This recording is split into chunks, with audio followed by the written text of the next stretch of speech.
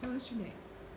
Yeah, Sembuya Samuel Jackson by names, born with 11 siblings, and I'm the 11th amongst all. I have 10 from my father and one sister. I just met my sister 3 years ago. We grew up separate in different areas because our mom died when we were still babies. I was just around 3 years by the time my mom died. We had a hard life in our childhood. We could not have anywhere to sleep because our father was very poor. So God helped me, and I got a friend to my mother who adopted me, and I started staying with them. At what age did you start? I was around 5 years when I was adopted by that lady. I call her my grandma. It's sad news that she just passed away a few years ago in 2011, but God has been graceful to us. From my childhood wasn't that good, as you can understand, not growing with your parents. We had a lot of suffering. We could not have enough school fees. It was a lot of struggle. So by around 13 years, my aunt, a sister to my dad, had to pick me away from that lady, that granny who had adopted me. She took me to Lugazi to start staying with her. However, school fees for my secondary became another problem. I had to pay 80,000 as school fees per term, but we couldn't raise it. I had to start making samosas, flying cassava, making pancakes, to see that I can get some money to contribute towards my education. But it was all in vain because for 3 months I was only able to collect 30,000 shillings, and school wanted 80,000. So I forged myself into school with 30,000 for the second term of my senior one. However, I could miss a lot of classes because every time they could come to chase defaulters, I would be amongst them.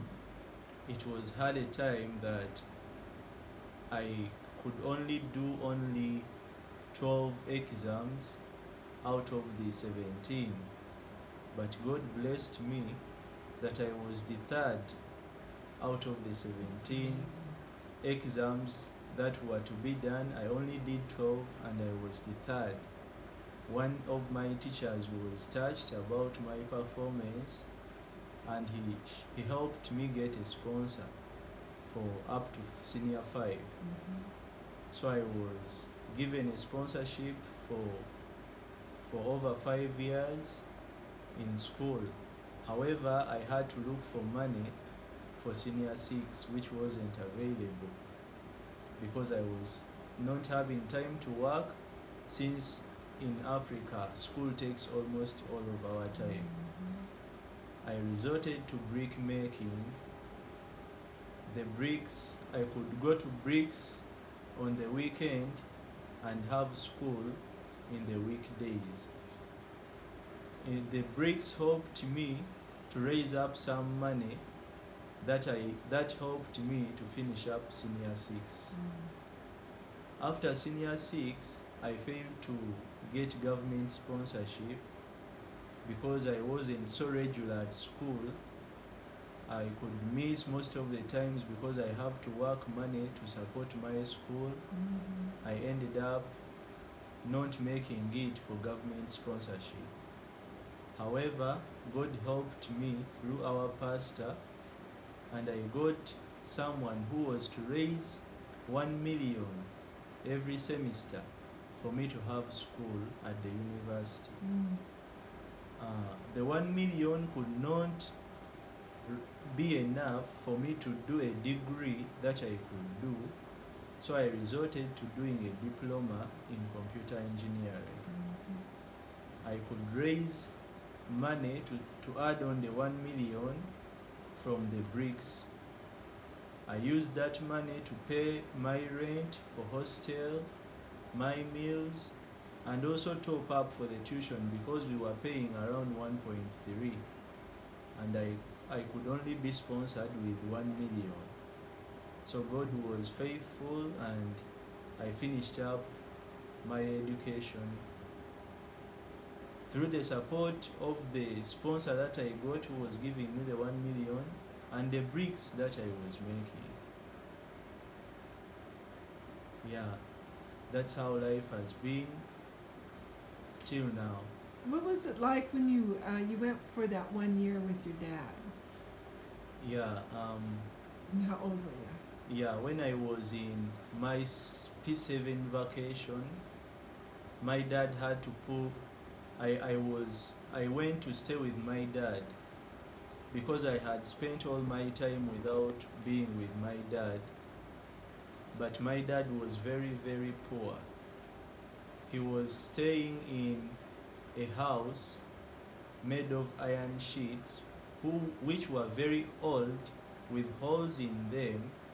Someone outside could look through and see what's inside the house. Up was these sisal mats.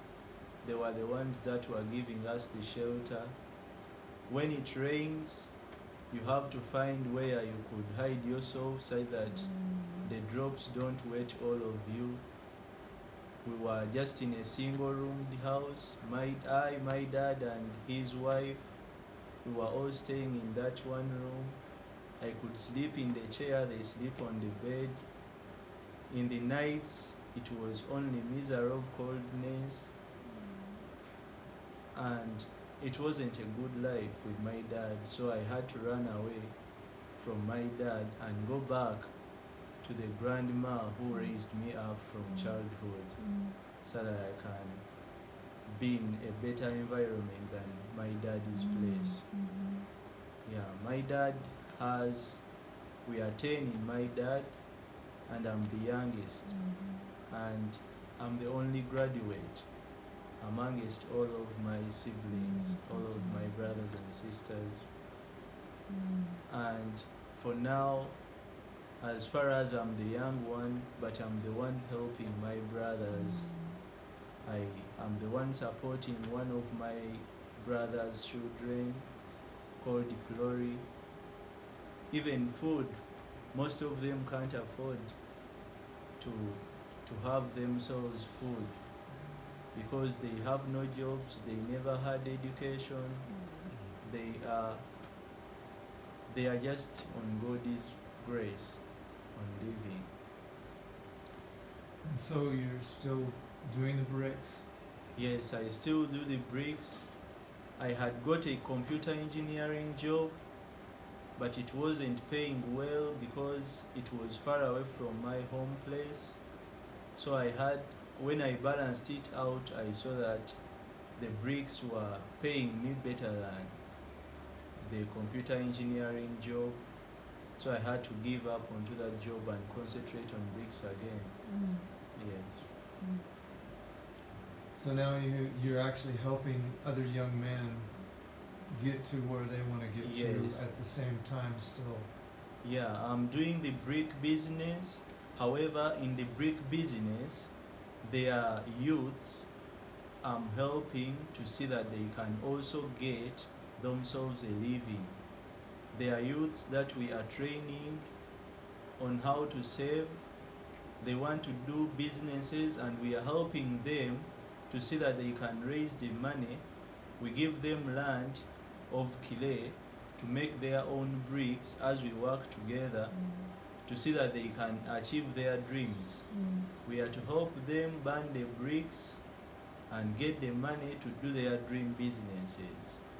Some want to ride borders, others want to make saloons, others want to make game stations, and we are helping them by giving them land. We give them food, what to eat as they make their bricks that can help them get capital to start their businesses. All of this while you and your family live in one room. Yes, I and my family, I have a family of 3 kids. 2 are mine, 1 is for my brother. I have 1 wife, and we are staying in a single room And because we cannot accommodate to get a bigger place than that. Otherwise, we could not eat if we rent a place more bigger than that. So you also have a plan. You have a whole acre of tomatoes that Yeah. you've already planted. Yes, we are. I'm having an acre of tomatoes for now. We just transplanted it, and we are going to get the money we are going to get from that tomatoes is partly to help us develop and also help other youths in the community. We are planning to get a water pump that could help us in the dry seasons, and we could also be a blessing to other people whose tomatoes are drying out, are dying out because of lacking water supply for irrigating them. So your day usually starts at what time in the morning? Yeah, my day starts at 6. And when you get home at what time? I always get home at 9 p.m. And how old are you? I'm 24 years old. Really? Yes. And you're born again? I'm a born again Christian from a born again family, and yeah, from our grandparents, they have been born again because their backgrounds, they were involved in much witchcraft. Our grandparent was chosen to lead the wicked people in their home area. So when the missionaries came to their place and told him about Christ, he ran away with them and came to Mukono, where he was given land, started staying there. He taught us never to go back to the devil, but to stick on God.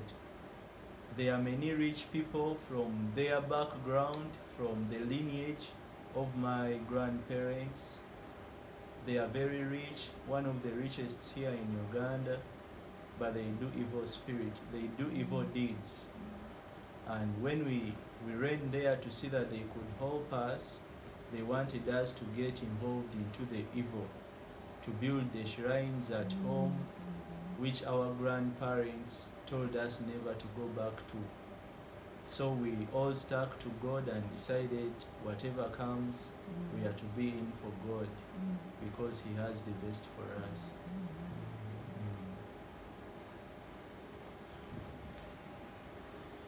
Well, I don't want to spoil the video, but this young man has really impressed us. He's given us a lot of great ideas. He's full of wisdom.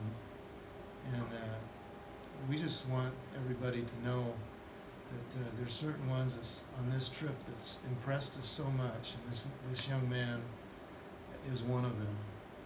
And if you would find it in your heart to help, there's a lot of neat things that we can do for this young man and his family. So I just wanted to let our partners know how impressed we are with this with Sam and what he brings to the table for Say Yes. He's one of the young men that we're going to have on a development team that's going to further not just Say Yes, but they're going to be Ugandans helping Ugandans, and these young people is on his heart and on the other young men. They're going to get together and they're going to make a big difference in Uganda. So thank you, all your partners, for all your help. God bless you.